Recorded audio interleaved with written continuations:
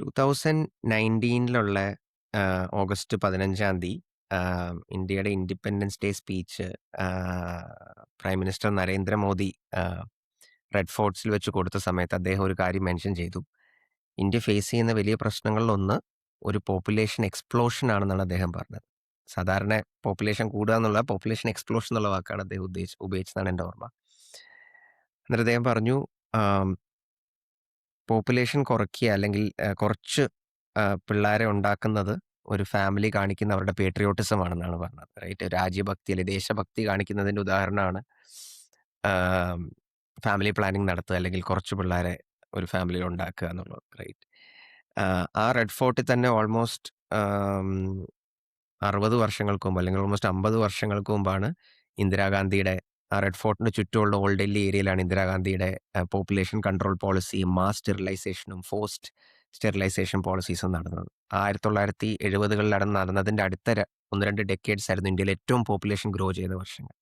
നമ്മളെല്ലാം വളരുമ്പോൾ population explosion ആണ് ഇന്ത്യയിൽ നേരിടുന്ന ഒരു വലിയ പ്രശ്നങ്ങളിൽ ഒന്നാണ് നമ്മളെല്ലാം പഠിപ്പിച്ചിട്ടുള്ളത് അല്ലെങ്കിൽ നമ്മളെല്ലാം കേട്ടിട്ടുള്ളത്. പക്ഷെ അതാണോ ഇന്ത്യ നേരിടുന്ന ഒരു വലിയ പ്രശ്നം?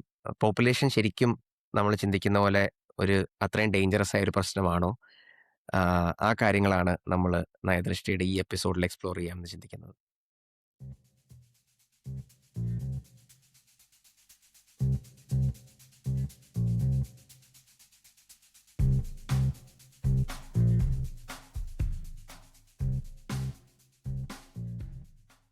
എല്ലാവർക്കും നമസ്കാരം. നയദൃഷ്ടിയുടെ പുതിയൊരു എപ്പിസോഡിലേക്ക് സ്വാഗതം. എൻ്റെ പേര് ആനന്ദ്, എൻ്റെ കൂടെയുള്ളത് സോനൽ. നേരത്തെ നമ്മൾ സൂചിപ്പിച്ചതുപോലെ നമ്മൾ രണ്ടുപേരും നയനീതി പോളിസി കളക്റ്റീവ് എന്ന് പറഞ്ഞ ഒരു ഓർഗനൈസേഷൻ്റെ ഫൗണ്ടേഴ്സാണ്. അപ്പോൾ നമ്മൾ ഈ ഓർഗനൈസേഷൻ വർക്ക് ചെയ്യുന്നത് പബ്ലിക് പോളിസി, സോഷ്യൽ ഡെവലപ്മെൻറ്റ് എന്നുള്ള മേഖലകളൊക്കെയാണ്.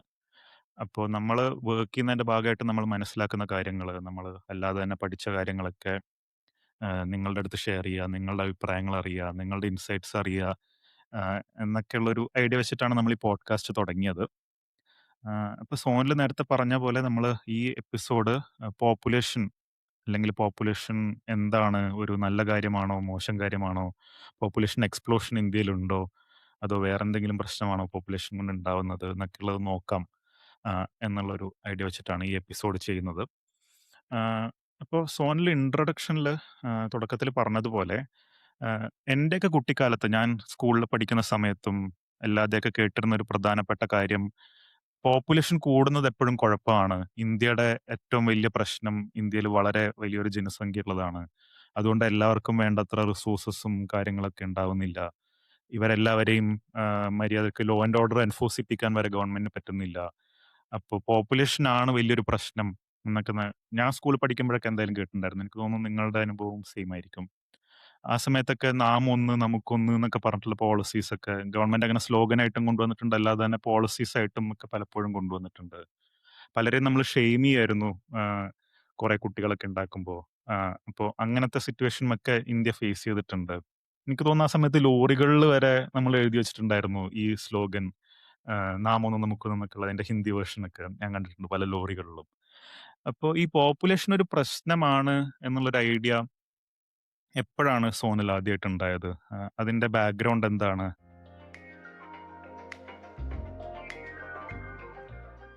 ഒരുപക്ഷെ നമ്മളിൽ കുറച്ച് പേരെങ്കിലും സ്കൂളിൽ ജോഗ്രഫി ഒക്കെ പഠിച്ച സമയത്ത് ഇത് പഠിച്ചിട്ടുണ്ടാവും. ഈ പോപ്പുലേഷൻ കൂടിയത് കൊണ്ട് നമുക്ക് എന്തോ ഒരു വലിയ പ്രശ്നം വരാൻ പോകുന്നു, അല്ലെങ്കിൽ പോപ്പുലേഷൻ എക്സ്പ്ലോഷൻ എന്നുള്ള വാക്കുകളൊക്കെ ഉപയോഗിച്ച് തുടങ്ങുന്നതിന്റെ റൂട്ട്സ് വരുന്നത് ഒരു മാൽത്തൂസിയൻ തിയറി എന്ന് പറഞ്ഞൊരു തിയറിന്റെ പുറകിൽ നിന്നാണ്. റൈറ്റ്, ഇത് ഈ തിയറി കൊണ്ടുവന്നത് തോമസ് മാൽത്തസ് എന്ന് പറഞ്ഞൊരു ഏകദേശം 1790s ആ സമയത്തൊക്കെ ഉണ്ടായിരുന്ന ഒരു എക്കോണമിസ്റ്റിന്റെ ഐഡിയ ആണ്. അപ്പം ആ ഐഡിയ ഭയങ്കരമായിട്ട് പോപ്പുലറായി. ആ ഐഡിയന് ആ സമയത്ത് അതിൻ്റെതായ വാല്യൂ ഉണ്ടായിരുന്നു, പക്ഷെ ആ ഐഡിയ ഭയങ്കരമായിട്ട് പോപ്പുലറായി. അതിന് ശേഷമാണ് മെല്ലെ ഗവൺമെന്റ്സും സൊസൈറ്റീസൊക്കെ അവർ ഫേസ് ചെയ്യുന്ന പല പ്രശ്നങ്ങൾക്കും പോപ്പുലേഷനെ ബ്ലെയിം ചെയ്യുന്ന ഒരു കൾച്ചർ സ്റ്റാർട്ട് ചെയ്യുന്നത്. റൈറ്റ്, സോ ആ തിയറി ബേസിക്കലി പറയുന്നതെന്ന് പറഞ്ഞു കഴിഞ്ഞാൽ, പോപ്പുലേഷൻ ഗ്രോ ചെയ്യുന്ന ഒരു റേറ്റ് ഉണ്ട്. നമ്മളിപ്പം സ്കൂളിലൊക്കെ പണ്ട് മാത്സിൽ പഠിച്ചപ്പോൾ ജോമെട്രിക് പ്രോഗ്രഷൻ, അരിത്തമെറ്റിക് പ്രോഗ്രഷൻ എന്നൊക്കെ പഠിച്ചിട്ടുണ്ട്. റൈറ്റ്, സോ പോപ്പുലേഷൻ ഗ്രോ ചെയ്യുന്നത് ജോമെട്രിക് പ്രോഗ്രഷനിലാണ്. റൈറ്റ്, കുറച്ച് സ്പീഡിലാണ് ഗ്രോ ചെയ്യുന്നത്. റൈറ്റ്, പക്ഷെ ഫുഡ് പ്രൊഡക്ഷൻ, അപ്പം ഈ പോപ്പുലേഷനെ സസ്റ്റെയിൻ ചെയ്യാനുള്ള ഫുഡിന്റെ ഗ്രോത്ത്, ഫുഡ് പ്രൊഡക്ഷന്റെ ഗ്രോത്ത് നടക്കുന്ന ഒരു അരിത്തമെറ്റിക് പ്രോഗ്രഷനിലാണ്. അപ്പൊ അത്രയും സ്പീഡിലല്ല ഫുഡ് പ്രൊഡക്ഷൻ നടക്കുന്നത്, റൈറ്റ്? അപ്പം പോപ്പുലേഷൻ ഗ്രോത്തും ഫുഡ് പ്രൊഡക്ഷൻ ഗ്രോത്തും തമ്മിൽ ആ ഒരു ഗ്യാപ്പ് ഉണ്ടെന്നാണ് ഇയാള് അന്നത്തെ മാൽത്തസ് അദ്ദേഹത്തിന്റെ തിയറിയിൽ പറഞ്ഞത്. അപ്പം ഈ എല്ലാവർക്കും വേണ്ട ഫുഡ് അപ്പം കിട്ടില്ല എന്നുള്ളതാണ് ഫേസ് ചെയ്യാൻ പോണ പ്രശ്നം, റൈറ്റ്? എന്നാണ് പുള്ളി പറഞ്ഞൊരു പ്രോബ്ലം, റൈറ്റ്? അതിന് മാൽത്തൂസിയൻ ട്രാപ്പ് എന്നോ അല്ലെങ്കിൽ മാൽത്തൂസിയൻ ക്രൈസിസ് എന്നോ ഒക്കെ ആൾക്കാർ പൊതുവെ പറയാറുണ്ട്. സോ പുള്ളി പറഞ്ഞത് അപ്പം അങ്ങനെയൊക്കെ വരുന്ന സമയത്ത്, അപ്പം ആൾക്കാർക്ക് ഇഷ്ടം പോലെ ഫുഡ് കിട്ടാതെ വരുന്ന സമയത്ത് എന്തെങ്കിലും ഫാമൈൻസോ വാർസോ ഒക്കെ വന്നിട്ട് സൊസൈറ്റി അതിനെ ബാലൻസ് ചെയ്യും, റൈറ്റ്? കൂടുതൽ ആൾക്കാർ മരിക്കും, അല്ലെങ്കിൽ വാർസിലൂടെ ആൾക്കാർ മരിക്കും, അല്ലെങ്കിൽ ഭക്ഷണം കിട്ടാതെ ഫാമൈനൊക്കെ വന്ന ആൾക്കാർ മരിക്കും, വരൾച്ചയൊക്കെ വന്നിട്ട് ആൾക്കാർ മരിക്കും. അപ്പം ഇങ്ങനെയാണ് സൊസൈറ്റി ഇതിനെ ബാലൻസ് ചെയ്യുന്നതെന്നായിരുന്നു പുള്ളിയുടെ തിയറി, റൈറ്റ്? പക്ഷേ നമ്മളിപ്പം ഇപ്പോൾ ലേറ്റ് 1790s 1800s പുള്ളി ആ തിയറി പറഞ്ഞതിന് ശേഷം ഉള്ള കഴിഞ്ഞൊരു ഓൾമോസ്റ്റ് 225 വർഷം നമ്മൾ നോക്കുകയാണെങ്കിൽ നമ്മുടെ വാർസിന്റെ എണ്ണം ലോകത്ത് ഭയങ്കരമായിട്ട് കുറഞ്ഞിട്ടേ ഉള്ളൂ, അല്ലെങ്കിൽ വാർസിലൂടെയുള്ള ഡെത്ത്സിന്റെ എണ്ണം ഭയങ്കരമായിട്ട് കുറഞ്ഞു. അപ്പം അധികം പേര് മരിച്ചില്ല. ഫാമൈൻസിന്റെ എണ്ണം ഭയങ്കരമായിട്ട് കുറഞ്ഞു, റൈറ്റ്? അധികം പേര് ഫാമൈനിലൂടെ മരിച്ചില്ല. അപ്പം ഒരു എക്സ്പ്ലനേഷനേ ഉള്ളൂ, ഫുഡ് പ്രൊഡക്ഷൻ കൂടിയിട്ടുണ്ടാവണം, റൈറ്റ്? അല്ലാതെ ആൾക്കാർ എങ്ങനെയാ മരിക്കാതിരുന്നത്, റൈറ്റ്?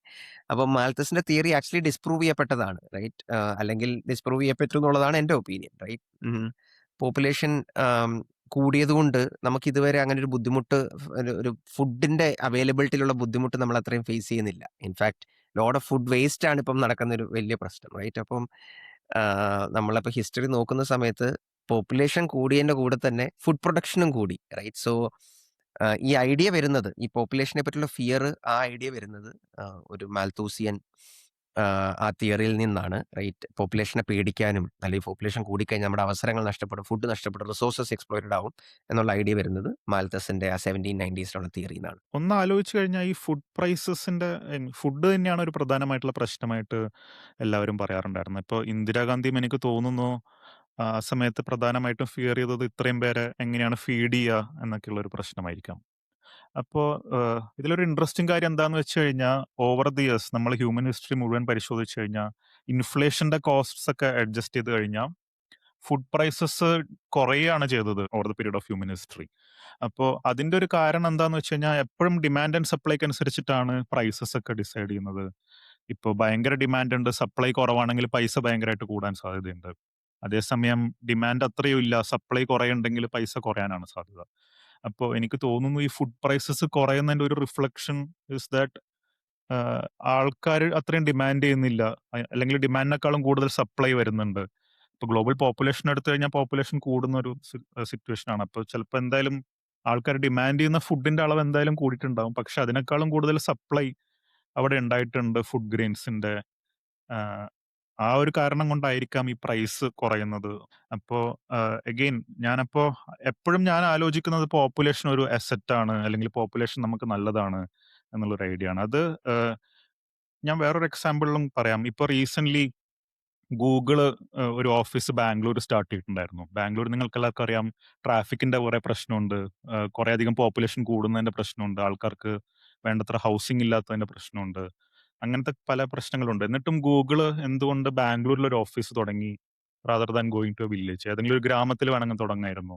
അല്ലെങ്കിൽ ക്ലൈമറ്റ് ആണ് ബാംഗ്ലൂരിന്റെ ഇത്രയും ഫേവറബിൾ എന്ന് വെച്ച് കഴിഞ്ഞാൽ വേണമെങ്കിൽ ഊട്ടിയിലോ കൊടൈക്കനാലിലോ പോയി ഗൂഗിളിന് ഓഫീസ് സ്റ്റാർട്ട് ചെയ്യായിരുന്നു. പക്ഷെ എന്തുകൊണ്ട് ബാംഗ്ലൂരിൽ തുടങ്ങി എന്ന് ആലോചിക്കുമ്പോൾ, അവിടെ ഒരു ഇമ്മീഡിയറ്റ് ആൻസർ എനിക്ക് വരുന്നത്, ഇവിടെയാണ് കുറെ നല്ലൊരു വർക്ക് ഫോഴ്സ് ഉള്ളത്, സ്കിൽഡ് ആയിട്ടുള്ള, ഓൾറെഡി ചിലപ്പോൾ ഇൻഫോസിൽ വർക്ക് ചെയ്യുന്നവരും TCSൽ വർക്ക് ചെയ്യുന്നവരും ഒക്കെ, സോഫ്റ്റ്വെയറിൽ നല്ല സ്കിൽഡ് ആയിട്ടുള്ള ഒരു വർക്ക് ഫോഴ്സ് ബാംഗ്ലൂരിൽ റെഡിലി അവൈലബിൾ ആണ്. അതും കുറെ അധികം വലിയൊരു വർക്ക് ഫോഴ്സ് ആണ് ബാംഗ്ലൂരിലുള്ളത്.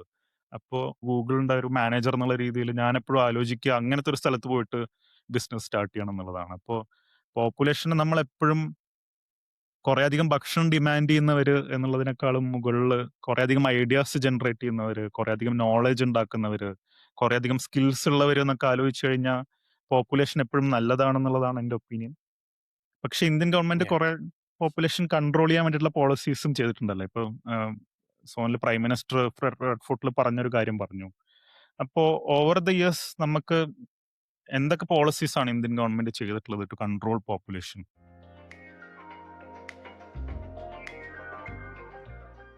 ഞാൻ ഒരു ന്യൂസ് വായിച്ചിരുന്നു. ഇപ്പം പോഡ്കാസ്റ്റിന് വേണ്ടി ഞാനിങ്ങനെ ഓരോരോ കാര്യങ്ങളൊക്കെ വായിക്കുന്ന സമയത്ത് ഞാൻ ന്യൂസ് കണ്ടു. 2014 ഛത്തീസ്ഗഡില് ഒരു സ്റ്റെറിലൈസേഷൻ ക്യാമ്പ് നടത്തി. സ്റ്റെറിലൈസേഷൻ എന്ന് പറഞ്ഞു കഴിഞ്ഞാൽ ബയോളജിക്കലി ആൾക്കാർക്ക് നമ്പർ ഓഫ് ചിൽഡ്രൻ ഉണ്ടാവുന്നത് റെസ്ട്രിക്ട് ചെയ്യാൻ വേണ്ടിയുള്ളൊരു പ്രൊസീജിയറാണ്. റൈറ്റ്. അത് വെസക്ടമി ആവാം. അങ്ങനെ പല രീതിയിൽ നടത്താം. റൈറ്റ്. അപ്പം അങ്ങനത്തെ ഒരു ക്യാമ്പ് നടത്തിയിരുന്നു 2014 ഒരു റൂറൽ ഏരിയയിനകത്ത്. എന്നിട്ട് അത് കാരണം കുറേ പേർക്ക് ഇൻഫെക്ഷൻസും ബുദ്ധിമുട്ടുകളും വന്ന് കുറേ പേര് മരിക്കുക അങ്ങനത്തെ സീനൊക്കെ ഉണ്ടായി. റൈറ്റ്.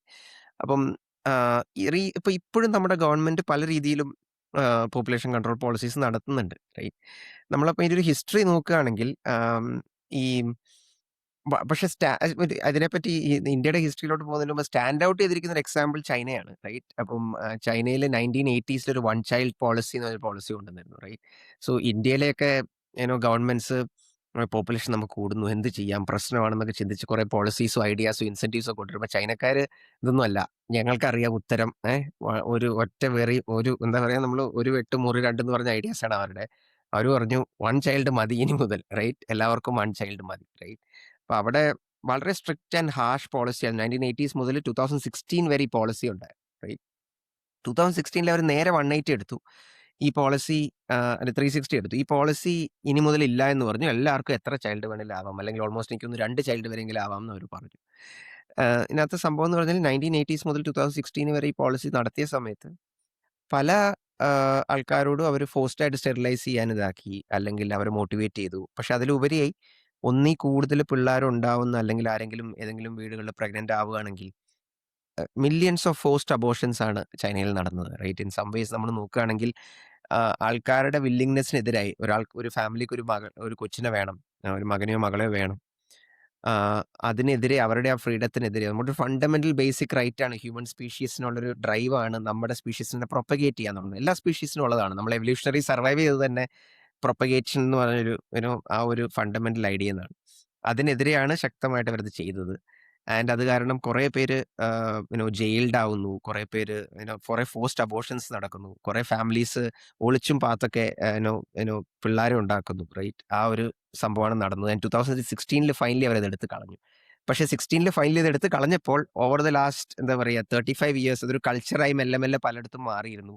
ഇപ്പം പലർക്കും ഈവൻ വൺ ചൈൽഡ് വേണ്ട, അല്ലെങ്കിൽ ടു ചൈൽഡ് വേണ്ട എന്നുള്ളൊരു അവസ്ഥയിലാണ്. അപ്പൊ ചൈന ഇപ്പോഴും ആ ഒരു പോപ്പുലേഷന്റെ പ്രശ്നം ഫേസ് ചെയ്യാണ്. 2016 പോളിസി അവരെടുത്ത് കളയാൻ കാരണം അവർക്ക് തോന്നി കുറച്ചും കൂടെ ആൾക്കാർ നമ്മുടെ കൺട്രിക്ക് ഉണ്ട്. അപ്പൊ ആദ്യം ആൾക്കാർ വേണ്ടാന്ന് തോന്നിയപ്പോൾ വൺ ചൈൽഡ് പോളിസി കൊണ്ടുവന്നു, ആൾക്കാർ വേണമെന്ന് തോന്നിയപ്പോൾ ടു ചൈൽഡ് പോളിസി വന്നു. ഇങ്ങനെ കുറെ സോഷ്യൽ എഞ്ചിനീയറിംഗ് ആണ് ചൈനയിൽ നടന്നത്. റൈറ്റ്. ഇന്ത്യയിൽ നടന്ന കാര്യങ്ങൾ ഇത്രയും ഹാർഷ് അല്ലെങ്കിലും ഈ 60s 70s സമയത്ത്, അല്ലെങ്കിൽ ആ 60s 70s 80s സമയത്ത് ലോകം മുഴുവൻ ഈ ഒരു പോപ്പുലേഷൻ കൺട്രോൾ വേണം. എന്താ പറയുക, ഞാൻ വായിച്ചൊരു ബുക്കിനകത്ത് വസെക്ടോമാനിയ എന്നാണ് അതിനെ വിളിച്ചത്. റൈറ്റ്. ഈ പോളിസി ഉണ്ടാക്കുന്ന ആൾക്കാരുടെ അടുത്ത് ഭയങ്കര ഒരു വസെക്ടോമാനിയ ഉണ്ടായിരുന്നു. എല്ലാവരും വസെക്ടമി ചെയ്യിപ്പിക്കണം എന്നുള്ള സാധനം. വെസ്റ്റേൺ കൺട്രീസിലും കുറെ സ്ഥലങ്ങളിൽ ഈ വെസെക്ടമി പോളിസീസ് ഉണ്ടായിരുന്നു. അപ്പൊ നമ്മൾ കൺട്രീസിന്റെ ഒരു ലിസ്റ്റ് എടുക്കുകയാണെങ്കിൽ ചൈനയിൽ അത് ഭയങ്കര ഫോഴ്സ്ഡ് ആയിരുന്നു. ഇന്ത്യയിൽ ചില സമയത്ത് ഫോഴ്സ്ഡ് ആയിരുന്നു, ചില സമയത്ത് ഫോഴ്സ്ഡ് അല്ല. US കൺട്രീസിൽ അതിനുവേണ്ടി ഭയങ്കര മോട്ടിവേഷൻ മാത്രമേ ഉണ്ടായിരുന്നുള്ളൂ, വെസ്റ്റേൺ കൺട്രീസിൽ. പക്ഷെ അത്രയും ഫോഴ്സ്ഡ് ആണെന്ന് നമുക്ക് പറയാൻ പറ്റത്തില്ല. പക്ഷെ എങ്കിലും അവിടെയും ഈ മാനിയ ഉണ്ടായിരുന്നു.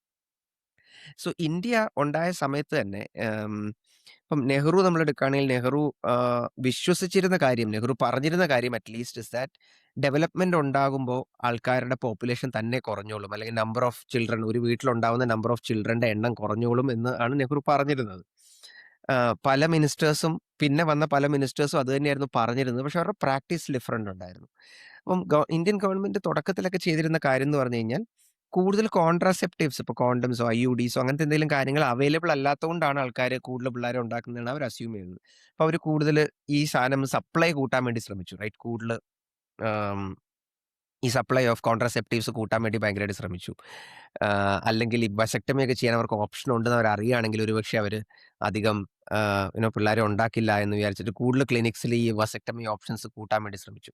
പക്ഷേ തമാശ എന്ന് പറഞ്ഞാൽ ഇതൊരു സപ്ലൈ പ്രോബ്ലം അല്ല. ഈ കാര്യങ്ങളുടെ സപ്ലൈ ഇല്ലാത്തതുകൊണ്ടല്ലായിരുന്നു പ്രശ്നം. ഇതൊരു ഡിമാൻഡ് പ്രോബ്ലമാണ്. അതായത് കൂടുതൽ പിള്ളേർക്ക് അവർ വേണം എന്ന് വിചാരിച്ചാണ് അവർ ഉണ്ടാക്കുന്നത്. റൈറ്റ്. എന്തുകൊണ്ട് കൂടുതൽ പിള്ളേർ വേണം എന്നൊരു റൂറൽ ഫാമിലി ആഗ്രഹിക്കുന്നത് വെച്ച് കഴിഞ്ഞാൽ ആ സമയത്ത് ഇൻഫന്റ് മോർട്ടാലിറ്റി ഭയങ്കര കൂടുതലായിരുന്നു. അതായത് ഇപ്പോൾ ജനിച്ച ഒരു കൊച്ച് 5 വയസ്സ് വരെ ജീവിക്കുന്നുള്ള സാധ്യത ഭയങ്കര കൂടുതലാണ്. അപ്പൊ അങ്ങനത്തെ ഒരു സിറ്റുവേഷനിൽ കൂടുതൽ പിള്ളേരെ ഉണ്ടാക്കാനാണ് മിക്കവാറും ഫാമിലീസിന് ഇൻസെന്റീവ് ഉണ്ടാവുക. അപ്പം ഇതായിരുന്നു നമ്മൾക്ക് ഇനീഷ്യലി ഒരു 1970 75 ഒക്കെ വരെ നമ്മുടെ പോളിസി. 75ൽ ഇന്ദിരാഗാന്ധി നല്ല അടിപൊളിയായിട്ട് ഇന്ത്യയിലെ എമർജൻസി കൊണ്ടുവരുന്നു. റൈറ്റ്? അടിയന്തരാവസ്ഥ പ്രഖ്യാപിക്കുന്നു. അടിയന്തരാവസ്ഥ പ്രഖ്യാപിച്ചതോടെ ഇന്ദിരാഗാന്ധിയുടെ ലേറ്റ് സൺ സഞ്ജയ് ഗാന്ധിക്ക് അത് ഫ്രീ റെയിൻ ആണെന്നൊക്കെ നമ്മൾ കുറെ കഥകൾ കേട്ടിട്ടുണ്ട്. റൈറ്റ്? അപ്പം സഞ്ജയ് ഗാന്ധി ആ സമയത്ത് പുള്ളിക്ക് ഇഷ്ടമുള്ള പല പോളിസീസ് കൊണ്ടുവരികയാണ്. റൈറ്റ്? പുള്ളിക്ക് ഇലിറ്ററസി ആണെന്ന് തോന്നുന്നു. ഭയങ്കര ഇലിറ്ററസി മാറ്റണം ഇന്ത്യയിൽ. അല്ലെങ്കിൽ ഇന്ത്യയിൽ ഫാമിലി പ്ലാനിംഗ് കൊണ്ടുവരണം. അതുകൊണ്ട് നമുക്ക് എന്താണ് ഫാമിലി പ്ലാനിങ്ങിന് വേണ്ടി ചെയ്യുക എന്നും പറഞ്ഞ് ഇന്ത്യയിൽ സ്റ്റെറിലൈസേഷൻ ക്യാമ്പയിൻ തുടങ്ങുകയാണ്. റൈറ്റ്? ഗവൺമെന്റ് സ്റ്റേറ്റഡ് പോളിസി ഒക്കെ നോക്കുകയാണെങ്കിൽ ഗവൺമെന്റ് ഫോഴ്സ് സ്റ്റെറിലൈസേഷൻ എവിടെയും ചെയ്യണമെന്ന് പറയുന്നില്ല. പക്ഷെ നമ്മൾ ആ ഹിസ്റ്ററി, എമർജൻസിന്റെ സമയത്ത് നടന്ന ഹിസ്റ്ററി നമ്മളെടുത്ത് നോക്കുകയാണെങ്കിൽ, ഞാൻ ഞാൻ കുറച്ചു കാലം മുമ്പ് ഒരു ബുക്ക് വായിച്ചിരുന്നു. ഇന്ത്യാസ് ഫസ്റ്റ് ഡിക്റ്റേറ്റർഷിപ്പ് എന്ന് പറഞ്ഞ ക്രിസ്റ്റോഫ് യാഫർലോയും വേറൊരു കോതറും കൂടെ എഴുതിയൊരു ബുക്ക് ഞാൻ വായിച്ചിരുന്നു. അപ്പോൾ അതിനകത്ത് അദ്ദേഹം ഡീറ്റെയിൽഡ് ആയിട്ട് എമർജൻസിയിൽ നടന്ന പല കാര്യങ്ങളെ പറ്റിയും പറയുന്നുണ്ട്. അതിനകത്ത് പുള്ളി മെൻഷൻ ചെയ്യുന്ന ഒരു ഇമ്പോർട്ടന്റ് ഏരിയ ഈ ഫാമിലി പ്ലാനിങ് ഏരിയയിലാണ്. അപ്പോൾ ആ സമയത്ത് ഫോഴ്സ് സ്റ്റെറിലൈസേഷൻ ഇന്ത്യയിലെ പല സ്ഥലങ്ങളിലും നടന്നു. റൈറ്റ്? അതായത് റോട്ടിലുള്ള ഹോംലെസ് ആയ ആൾക്കാരെ, സ്ലമ്മിലുള്ള ആൾക്കാരെ, അല്ലെങ്കിൽ മെന്റലി അൺവെല്ലായ ആൾക്കാരെ പിടിച്ചുകൊണ്ട് വരിക, എന്നിട്ട് അവരെ ഫോഴ്സ് ആയിട്ട് സ്റ്റെറിലൈസ് ചെയ്യുക. ഇതിനുള്ള കാരണം എന്താണെന്ന് വെച്ച് കഴിഞ്ഞാൽ, സഞ്ജയ് ഗാന്ധി എങ്ങനെ ഇന്ത്യയിൽ കൂടുതൽ ആൾക്കാരെ സ്റ്റെറിലൈസേഷൻ ചെയ്യാം, പോപ്പുലേഷനാണ് ഏറ്റവും വലിയ പ്രശ്നം. അതിനുവേണ്ടി പുള്ളി കണ്ടുപിടിച്ച ഒരു മെത്തേഡ് എന്ന് പറഞ്ഞു കഴിഞ്ഞാൽ, ഗവൺമെന്റ് ഉദ്യോഗസ്ഥർക്ക്, ഗവൺമെന്റ് ഡിപ്പാർട്ട്മെന്റ്സിന് ഒരു കോട്ട കൊടുക്കുക. ഇത്ര പേരെ നിങ്ങൾ ഇത്ര മാസം കൊണ്ട് സ്റ്റെറിലൈസ് ചെയ്തേ തീരുള്ളൂ. ഇപ്പൊ ഗവൺമെന്റ് ഉദ്യോഗസ്ഥർ കോട്ട കൊടുത്തിരിക്കും, ഇത്ര പേരെ പിടിച്ച് സ്റ്റെറിലൈസ് ചെയ്യണം. ആൾക്കാരോട് പോയി ചോദിച്ചു കഴിഞ്ഞാൽ അവരത്രയും വില്ലിങ് ആവൂല. ചിലപ്പം ഒരു ഡിപ്പാർട്ട്മെന്റ്, ഒരു ഡിസ്ട്രിക്ട് കളക്ടറിന് കൊടുത്തിരിക്കുന്ന നമ്പർ 100,000, ഇപ്പൊ 1,00,000 പേരെ സ്റ്റെറിലൈസ് ചെയ്യണം ഒരു കൊല്ലം എന്നുള്ള നമ്പർ കൊടുത്തിരിക്കുമെങ്കിൽ 1,00,000 പേര് വില്ലിങ് ആവത്തില്ല. അപ്പൊ ഇവരെന്തെങ്കിലും കബളിപ്പിച്ചോ കള്ളത്തരം കാണിച്ചോ ഒക്കെ എന്തെങ്കിലും രീതിയിൽ ഇവരെ സ്റ്റെറിലൈസ് ചെയ്യിപ്പിക്കണം. ഇല്ലെങ്കിൽ ഇയാളുടെ ജോലി പോകും. ബീഹാറിൽ ഞാൻ കാണുമായിരുന്നു, ബീഹാറിലെ ഫാമിലി പ്ലാനിംഗ് ഡിപ്പാർട്ട്മെന്റിൽ 100% കോട്ട മീറ്റ് ചെയ്തില്ലെങ്കിൽ നിങ്ങൾക്ക് വഴക്ക് കേൾക്കും. 70% കോട്ട മീറ്റ് ചെയ്തതിൽ നിങ്ങളുടെ വേജ് ഡിക്രീസ് ചെയ്യും. നമ്മുടെ ശമ്പളം കുറയ്ക്കും. 50% കോട്ട മീറ്റ് ചെയ്തില്ലെങ്കിൽ നിങ്ങളെ ഫയർ ചെയ്യും. ഇങ്ങനെയൊക്കെയായിരുന്നു ആ സമയത്തെ റൂൾസ്. റൈറ്റ്? അപ്പൊ അത്രയും ഫോഴ്സ്ഡ് ആയിട്ട് നടന്നു. ഞാൻ കേരളത്തിൽ തന്നെ ഈ സമയത്ത് ഇപ്പൊ 1970s ഞാൻ വായിക്കാം. 1970s നമ്മുടെ എറണാകുളം ടൗൺ ഹാളിൽ ഇതുപോലെ ഒരു സ്റ്റെറിലൈസേഷൻ ക്യാമ്പയിൻ നടത്തിയിരുന്നു. ഇത് ഫോഴ്സ്ഡ് ഒന്നും അല്ല. പക്ഷേ എമർജൻസിക്ക് മുമ്പ് ഒരു സ്റ്റെറിലൈസേഷൻ ക്യാമ്പയിൻ നടത്തിയിരുന്നു. ഓൾമോസ്റ്റ് ഒരു മാസത്തെ ഗ്യാപ്പിൽ, എനിക്കൊന്ന് നവംബർ 1971 ആണെന്ന് തോന്നുന്നു, അല്ലെങ്കിൽ 70, റൈറ്റ്? 64,000 ആൾക്കാരാണ് കേരളത്തിലെ ആ ഒരു കേരള ടൗൺ ഹാളിൽ, എറണാകുളം ടൗൺ ഹാളിൽ സ്റ്റെറിലൈസ്ഡ് ആയത്. റൈറ്റ്? അല്ലെങ്കിൽ വാസക്ടോമി എടുത്തത്. അപ്പം എന്നിട്ട് അന്നത്തെ സെൻട്രൽ ഗവൺമെന്റ് പറഞ്ഞു, കേരളമാണ് ഒരു മോഡൽ, ഇതുപോലെ ബാക്കി എല്ലാ സ്ഥലത്തും ആക്കണം, ഈ നമ്പർ മീറ്റ് ചെയ്യാൻ ശ്രമിക്കണം എന്നുള്ള രീതിയിലൊക്കെ പറഞ്ഞു.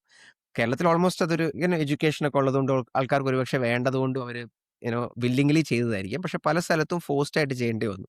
ഈ ഫോഴ്സ്ഡ് ആയിട്ട് ചെയ്തുകൊണ്ട് പലരും മരിച്ചു. റൈറ്റ്? ഇൻഫെക്ഷൻസ് വന്നും കാര്യങ്ങളൊക്കെ വന്ന് മരിച്ചു. കാരണം ഈ കോട്ട തീർക്കാൻ വേണ്ടി ഗവൺമെന്റും ഡോക്ടേഴ്സ് എല്ലാം പെട്ടെന്ന് ഇത് ചെയ്യുന്നതുകൊണ്ട് പലരും മരിക്കുന്ന കേസിലോട്ട് വന്നു. പലരും സൂയിസൈഡ് ചെയ്യേണ്ട അവസ്ഥയിലോട്ട് വന്നു. റൈറ്റ്? പല മെന്റലി അൺവെല്ലായ ആൾക്കാരെയൊക്കെ പിടിച്ച് നമ്പർ മീറ്റ് ചെയ്യാൻ വേണ്ടി സ്റ്റെറിലൈസ് ചെയ്യുന്നു. അതുപോലെ ഈ സമയത്ത് സ്റ്റെറിലൈസേഷൻ സർട്ടിഫിക്കറ്റ് എന്ന് പറഞ്ഞ സാധനം ഗവൺമെന്റ് കൊടുക്കാൻ തുടങ്ങി. റൈറ്റ്? അങ്ങനെ മെല്ലെ മെല്ലെ ഇപ്പോൾ ഒരു ഗവൺമെന്റ് ജോലി കിട്ടണമെങ്കിൽ നിനക്ക് സ്റ്റെറിലൈസേഷൻ സർട്ടിഫിക്കറ്റ് വേണം. നിനക്കൊരു വീട് കിട്ടണമെങ്കിൽ സ്റ്റെറിലൈസേഷൻ സർട്ടിഫിക്കറ്റ് കാണിക്കണം. അല്ലെങ്കിൽ ഇപ്പോൾ നിങ്ങൾ സ്ലമ്മിലുള്ള ആൾക്കാരാണെങ്കിൽ നിങ്ങൾ ഒഴിപ്പിച്ചു വിടുക അവിടുന്ന് സ്റ്റെറിലൈസേഷൻ സർട്ടിഫിക്കറ്റ് ഇല്ലെങ്കിൽ. ഇപ്പോൾ ഈ സ്റ്റെറിലൈസേഷൻ സർട്ടിഫിക്കറ്റ് ഭയങ്കര വലിയൊരു സംഭവമായി മാറി. അതേപോലെ ഭയങ്കരമായിട്ട് ടാർഗറ്റ് ചെയ്യപ്പെട്ടിരുന്ന ഗ്രൂപ്പ് മുസ്ലിംസ് ആയിരുന്നു, അല്ലെങ്കിൽ പുവർ പീപ്പിൾ ആയിരുന്നു. ഈ 2 ഗ്രൂപ്പിലുള്ള ആൾക്കാരാണ് കൂടുതലായും ടാർഗറ്റ് ചെയ്യപ്പെട്ടത്. അപ്പോൾ അതിനകത്ത് ഭയങ്കര ഒരു ഒരു ഒരു ഒരു കമ്മ്യൂണൽ എലമെന്റും കൂടെ ഭയങ്കരമായിട്ട് വന്നിരുന്നു. റൈറ്റ്? അപ്പം ഗുർഗാവിലുള്ള ഒരു വില്ലേജ് ഉണ്ടായിരുന്നു. ആ സമയത്ത് ഡൽഹിയിലുള്ള ഗുർഗാവ് ഒരു വില്ലേജ് ആയിരുന്നു. ആ വില്ലേജിലെ ഒരു കഥ ഞാൻ വായിക്കുമായിരുന്നു. ആ വില്ലേജിലുള്ള ആൾക്കാരെ അവര് ഭയങ്കരമായിട്ട് ഇതിനെ എതിർത്ത് നിന്ന ആൾക്കാരാണ്. ഇതിനകത്ത് പാർട്ടിസിപ്പേറ്റ് ചെയ്തില്ല. അപ്പം ഒരു സുപ്രഭാതത്തിൽ രാവിലെ അവർ എഴുന്നേൽക്കുമ്പോൾ ഗവൺമെന്റിന്റെ ഓൾമോസ്റ്റ് 600, 700 പോലീസുകാരെയും കൊണ്ട് അവരവിടെ വന്നിരിക്കുകയാണ്. സ്റ്റെറിലൈസ് ചെയ്യിപ്പിക്കാൻ വേണ്ടിയിട്ട് അവരെ പിടിച്ച് അവരെ ഫോഴ്സ്ഡ് ആയിട്ട് സ്റ്റെറിലൈസ് ചെയ്തിട്ട് കഥ ഞാൻ വായിക്കുമായിരുന്നു. റൈറ്റ്? അപ്പം ഈവൻ 60, 70 വയസ്സിന് മുകളിലുള്ള ആൾക്കാരെ വരെ സ്റ്റെറിലൈസ് ചെയ്ത കഥകളുണ്ട്. റൈറ്റ്? അവർക്ക് ചിലപ്പം പിള്ളേർ ഉണ്ടാവാൻ തന്നെ സാധ്യതയില്ല. പക്ഷേ അവർ സ്റ്റെറിലൈസ് ചെയ്തു നമ്പർ മീറ്റ് ചെയ്യാൻ വേണ്ടി. റൈറ്റ്? അപ്പം ഇതാണ് എമർജൻസി സമയത്ത് നടന്ന സ്റ്റെറിലൈസേഷന്റെ stories. Right? Even after that, emergency കഴിഞ്ഞിട്ടും ഇത്രയും ഫോഴ്സ്ഡ് അല്ലെങ്കിലും ഇന്ത്യൻ ഗവൺമെന്റ് എപ്പോഴും ഒരു ഫാമിലി പ്ലാനിംഗ് പോളിസി ഉണ്ടായിരുന്നു. ഇപ്പോൾ അത് നാഷണൽ ലൈവ്ലിഹുഡ് മിഷൻ എന്നൊക്കെ പറഞ്ഞ രീതിയിൽ അത് മാറി. റൈറ്റ്? കേരളത്തിലുള്ള നമുക്കൊന്നും അത് നമ്മൾ അത്രയും ഫേസ് ചെയ്യുന്നുണ്ടാവില്ല. കാരണം കേരളത്തിൽ നമുക്ക് പോപ്പുലേഷൻ കൂടുന്ന പ്രശ്നം നമ്മൾ അത്രയായിട്ട് ഫേസ് ചെയ്യുന്നില്ല. അതിനെപ്പറ്റി നമുക്ക് കുറച്ച് കഴിഞ്ഞിട്ട് സംസാരിക്കാം. പക്ഷേ ആ ഒരു സംഭവം നടന്നു. അപ്പം നമ്മൾ ഇതിനകത്ത് നോക്കുകയാണെങ്കിൽ ഈ എമർജൻസിയുടെ സമയത്തും അല്ലെങ്കിൽ എമർജൻസി കഴിഞ്ഞിട്ടുള്ള വർഷങ്ങളിലാണ് ഇന്ത്യയിൽ ഏറ്റവും കൂടുതൽ പോപ്പുലേഷൻ ബൂം ഉണ്ടായിട്ടുള്ളത്. പോപ്പുലേഷൻ എക്സ്പ്ലോഷൻ ഉണ്ടായിട്ടുണ്ട്. റൈറ്റ്? അപ്പം അതിൻ്റെ ഒരു റീസൺ ആയിട്ട് പലരും പറയുന്നത്, എനിക്കത് വെരിഫൈഡ് ആണെന്ന് അറിയില്ല, പലരും പറയുന്ന ഒരു റീസൺ എന്ന് പറഞ്ഞു കഴിഞ്ഞാൽ ഇതൊരു ഒരു അറ്റ്മോസ്ഫിയർ ഓഫ് ഫിയർ ഉണ്ടായി. ഒരു ഫിയറിന്റെ ഒരു അറ്റ്മോസ്ഫിയർ ഉണ്ടായി. അയ്യോ, എന്നെ ഇപ്പോൾ സ്റ്റെറിലൈസ് ചെയ്യും. ഞാൻ മാക്സിമം പിള്ളേരെ ഉണ്ടാക്കണം എന്നുള്ളൊരു അറ്റ്മോസ്ഫിയർ ഓഫ് ഫിയർ ഉണ്ടായി. റൈറ്റ്. അപ്പം അതിനകത്തുനിന്നും അതും ഈ പോപ്പുലേഷൻ എക്സ്പ്ലോഷനിലേക്ക് കോൺട്രിബ്യൂട്ട് ചെയ്തു എന്ന് പറയാറുണ്ട്. റൈറ്റ്. എങ്കിലും പോപ്പുലേഷൻ എക്സ്പ്ലോഷൻ എന്നുള്ള വാക്കൊന്നും ഉപയോഗിക്കുന്നത് എനിക്കിഷ്ടമല്ല. കാരണം ആൾക്കാർ അവർക്ക് എത്ര പിള്ളേരെ ഉണ്ടാക്കുക, അവരുടെ ഫാമിലിനെ പ്രൊപ്പഗേറ്റ് ചെയ്യുക എന്നുള്ള ഒരു വ്യക്തിയുടെ ഫണ്ടമെന്റൽ ആയിട്ടുള്ള റൈറ്റ് ആണ്. റൈറ്റ്. അപ്പം എന്താ പറയാ, നമ്മുടെ ഒരു ട്രൈബലിസ്റ്റിക് ആയ ആനിമലിസ്റ്റിക് ആയ റൈറ്റ് ആണ്. റൈറ്റ്. അതൊരു മോഡേൺ സൊസൈറ്റിന്റെ റൈറ്റ് എന്ന് പോലും പറയാൻ പറ്റില്ല. അതിനെക്കാട്ടും മുമ്പത്തെ റൈറ്റ് ആണ്. റൈറ്റ്. അപ്പൊ അതിനെയാണ് പലപ്പോഴും ഗവൺമെന്റ് യുനോ വേൾഡ് ഓവർ പല ഗവൺമെന്റ്സും വളരെ ഫോഴ്സ്ഡ് ആയ രീതിയിൽ ചെയ്തത്. ഇന്ത്യയിലും പല സമയങ്ങളിൽ ഫോഴ്സ്ഡ് ആയിട്ട് ചെയ്തത്. ഇപ്പോഴും ഗവൺമെന്റ് അത് ചെയ്യാൻ ശ്രമിക്കുന്നുണ്ട്. റൈറ്റ്. ഇതിനകത്തുള്ളൊരു വേറൊരു സംഭവം കൂടി എന്ന് പറഞ്ഞാൽ ഇന്നിപ്പം പല ഇൻസെന്റീവ്സ് കൊടുക്കുന്നുണ്ട്. ആൾക്കാർക്ക് പൈസ കൊടുക്കുന്നുണ്ട്. പണ്ട് എമർജൻസിയുടെ സമയത്ത് എത്രയോ ₹100 കൊടുക്കുമായിരുന്നു. നീ സ്വയമേ വില്ലിങ്ലി യുനോ സ്റ്റെറിലൈസ് ചെയ്യാൻ വസെക്ടമിക്ക് വരികയാണെങ്കിൽ, അല്ല ഇപ്പം ഞാൻ ആനന്ദിനെ പറഞ്ഞു വിടുകയാണെങ്കിൽ, ഒരാളെ റെഫർ ചെയ്യുകയാണെങ്കിൽ എനിക്ക് ₹20 ₹30 മറ്റോ കിട്ടും. റൈറ്റ്. അങ്ങനെ റെഫർ ചെയ്യുന്ന പരിപാടി ഉണ്ടായിരുന്നു. അപ്പൊ അതിന്റെ പുറത്ത് തന്നെ ഒരു മാർക്കറ്റും ബിസിനസ്സൊക്കെ ഉണ്ടായി. അപ്പം ഇന്നിപ്പം പല ഇൻസെന്റീവ്സ് കൊടുക്കുന്നുണ്ട്. ക്യാഷ് പ്രൈസ്, പ്ലേറ്റ് ഒക്കെ കൊടുക്കുന്നുണ്ട് ഫാമിലീസിന്. പല ഗവൺമെന്റ്സും ഇങ്ങനെ പല ഇൻസെന്റീവ്സ് കൊടുക്കുന്നുണ്ട്. റൈറ്റ്. അപ്പൊ അവിടെയുള്ള ഒരു പ്രശ്നം എന്ന് പറഞ്ഞു കഴിഞ്ഞാൽ, അവിടെയും ഈ വേറൊരു പ്രശ്നം സംഭവിക്കുന്നത് സെക്സ് റേഷ്യോ ഭയങ്കരമായിട്ട് സ്ക്യൂഡ് ആവാന്നൊരു പ്രശ്നമാണ് ഇപ്പൊ സംഭവിക്കുന്നത്. റൈറ്റ്. അപ്പൊ പോപ്പുലേഷൻ കൺട്രോളിംഗ് നടക്കുന്നത്. ഇപ്പൊ 2 പിള്ളേരെ വരുന്നുള്ളൂവെങ്കിലും ഇന്ത്യയിലെ ഒരു പേട്രിയാർക്കൽ സിസ്റ്റത്തിനകത്ത് പല ആൾക്കാരും ആൺകുട്ടികളെ വരണം എന്നാണ് ആഗ്രഹിക്കുക. അപ്പൊ ഓൾറെഡി 2 പിള്ളേരേ പറ്റുള്ളൂ. അല്ലെങ്കിൽ 2 പിള്ളേരെ പറ്റിയാലേ ഗവൺമെന്റ് എന്തെങ്കിലും ഇൻസെന്റീവ് തരത്തുള്ളൂ. അല്ലെങ്കിൽ എന്തെങ്കിലും സ്കോളർഷിപ്പ് കിട്ടത്തുള്ളൂ. അല്ലെങ്കിൽ കുറച്ച് പൈസ കിട്ടത്തുള്ളൂ. അപ്പൊ ഇവര് നേരത്തെ എങ്ങനെയേലുമൊക്കെ രീതിയിൽ കള്ളത്തരത്തിലൂടെയൊക്കെ സെക്സ് ഡിറ്റർമൈൻ ചെയ്യും. ഡോക്ടർമാർക്ക് വല്ല പൈസയൊക്കെ കൊടുത്തിട്ട്. എന്നിട്ട് അവരെന്ത് ചെയ്യുംന്ന് വെച്ച് കഴിഞ്ഞാൽ, ഉം ഫീമെയിൽ ആണെങ്കിൽ അബോർഷൻ ചെയ്യാൻ അവര് തയ്യാറാവും. മെയിൽ ആണെങ്കിൽ അവർ കീപ്പ് ചെയ്യും. റൈറ്റ്. അപ്പം 2 കുട്ടികളെ പറ്റുന്നുള്ളതുകൊണ്ടായിരിക്കും അത് സംഭവിക്കുന്നത്. റൈറ്റ്. അപ്പൊ അങ്ങനെ പല പ്രശ്നങ്ങളും ഈ പോപ്പുലേഷൻ കൺട്രോൾ പോളിസീസും കൊണ്ട് നടന്നിട്ടുണ്ട്. Right. So India has a very bad history of ഈ പോപ്പുലേഷൻ കൺട്രോൾ പോളിസീസിന്റെ. അപ്പം അത് തന്നെയാണ് നമ്മൾ ഇപ്പോഴും ഒരു രീതിയിൽ കണ്ടിന്യൂ ചെയ്യുന്നത്. നമ്മുടെ പൊളിറ്റീഷ്യൻസ് മോദിയുടെ ആ ഒരു സ്പീച്ചിനകത്ത് നമുക്ക് അതാണ് കാണാൻ പറ്റുന്നത്. പക്ഷേ അത് മാത്രമല്ല, നമ്മുടെയൊക്കെ തിങ്കിങ്ങിലും പോപ്പുലേഷൻ കൺട്രോൾ ഗവൺമെന്റ് ചെയ്യണം. ഇപ്പൊ നമ്മുടെ ഒരു റെയിൽവേ എക്സാമിന് നമ്മൾ പോവാ, അല്ലെങ്കിൽ നമ്മുടെ UPSC എക്സാമിനൊക്കെ പോവാണെങ്കിൽ കുറേ ലക്ഷക്കണക്കിന് ആൾക്കാർ എഴുതുന്നുണ്ട്. അതുകൊണ്ടാണ് നമുക്ക് കിട്ടാത്തതെന്നൊരു തോന്നലാണ്. അപ്പൊ പോപ്പുലേഷൻ ഇന്ത്യയിൽ കൂടിയതാണ് വലിയ പ്രശ്നം എന്നാണ് നമ്മൾ ചിന്തിക്കുന്നത്. സോ നമ്മുടെ ഈ മനസ്സിൽ ഒരു ഈ പോപ്പുലേഷൻ കൂടിയത് വലിയ പ്രശ്നമാണ്. നമ്മൾ എന്തെങ്കിലും രീതിയിൽ ഇതിനെ കൺട്രോൾ ചെയ്യണം എന്നൊക്കെ ഒരു തിങ്കിങ് ഇപ്പോഴും ഗവൺമെന്റിന്റെ അടുത്ത് മാത്രമല്ല, ജനറൽ സിറ്റിസൺസിന്റെ അടുത്തും നമ്മൾ ഇൻക്ലൂഡഡ് നമ്മുടെ അടുത്തും ഉണ്ട് എന്നുള്ളതാണ് ഒരു അവസ്ഥ. യാ.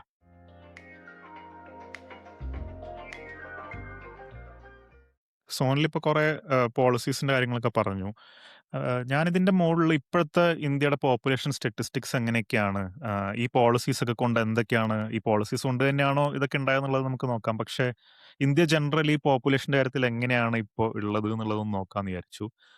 റീസെൻ്റ്ലി നിങ്ങളെല്ലാവരും കണ്ടിട്ടുണ്ടാവും, ഇന്ത്യ ചൈനനെ ഓവർടേക്ക് ചെയ്തിട്ട് ഇപ്പോൾ ഏറ്റവും ജനസംഖ്യ കൂടുതലുള്ള രാജ്യമായി മാറിയിട്ടുണ്ട് ലോകത്തിൽ. ഇതിന്റെ കറക്റ്റ് നമ്പേഴ്സ് ഒക്കെ നമുക്കിപ്പോ പുതിയ സെൻസസ് വന്നാലേ മനസ്സിലാവുള്ളൂ. പക്ഷെ എന്തായാലും ഇന്ത്യ ചൈനനെ ഓവർടേക്ക് ചെയ്തു എന്നാണ് എല്ലാവരും പറയുന്നത്. ഇതില് നമ്മൾ ഇന്ത്യയുടെ പോപ്പുലേഷൻ എടുത്തു കഴിഞ്ഞാലും ഒരു ടോട്ടൽ ഫെർട്ടിലിറ്റി റേറ്റ് എന്ന് പറഞ്ഞ ഒരു റേറ്റ് പൊതുവെ പോപ്പുലേഷൻ ഗ്രോത്തിനെ പറ്റിയിട്ടൊക്കെ പറയുമ്പോഴൊക്കെ പറയാറുണ്ട്.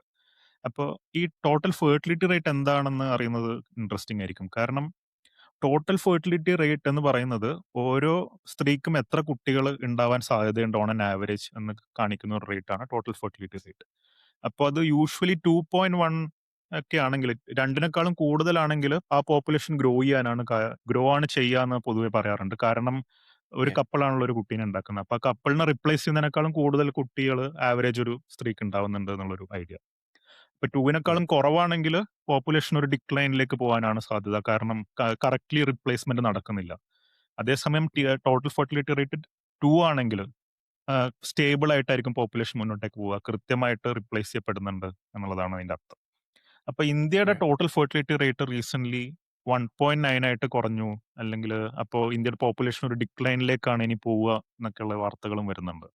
എഗെയിൻ ഇതൊക്കെ സെൻസസ് ഒക്കെ വന്നാലേ കൃത്യമായിട്ട് നമുക്ക് എസ്റ്റിമേറ്റ് ചെയ്യാൻ പറ്റൂ. പക്ഷേ പൊതുവെയുള്ള സ്റ്റാറ്റിസ്റ്റിക്സും എസ്റ്റിമേറ്റ്സ് ഒക്കെ പറയുന്നത് രണ്ടിനേക്കാളും കുറഞ്ഞു ഇന്ത്യയിലെ ടോട്ടൽ ഫെർട്ടിലിറ്റി റേറ്റ് എന്നുള്ളതാണ്. കേരളത്തിലെ യാ. ഫെർട്ടിലിറ്റി റേറ്റ് ആക്ച്വലി 1.5 എന്തോ ആണ്. 1.9നേക്കാളും വളരെ കുറവാണ്. അപ്പോൾ യാ. ഇന്ത്യയും കേരളവും ഒക്കെ ഒരു പോപ്പുലേഷൻ ഡിക്ലൈനിലേക്കാണ് പോകുന്നത് എന്നുള്ളതാണ് സ്റ്റാറ്റിസ്റ്റിക്സ് നോക്കുമ്പോൾ നമുക്ക് മനസ്സിലാവുന്നത്. ഞാൻ ഉം. പിന്നെ ഒരു ഗ്രാഫും കൂടി നിങ്ങൾക്കെല്ലാവർക്കും കാണിക്കാന്ന് വിചാരിച്ചു. ഇത് അവർ വേൾഡ് ഇൻ ഡേറ്റ എന്ന് പറഞ്ഞ ഓർഗനൈസേഷൻ റിലീസ് ചെയ്യുന്ന ഗ്രാഫാണ്. ആക്ച്വലി ഈ അവർ വേൾഡ് ഇൻ ഡേറ്റ എന്ന് പറയുന്ന വെബ്സൈറ്റ് നിങ്ങൾക്ക് പോയി നോക്കിക്കഴിഞ്ഞാൽ വളരെയധികം ഇൻട്രസ്റ്റിംഗ് ആയിട്ടുള്ള പല സ്റ്റാറ്റിസ്റ്റിക്സ് ഒക്കെ നിങ്ങൾക്ക് കാണാൻ പറ്റും.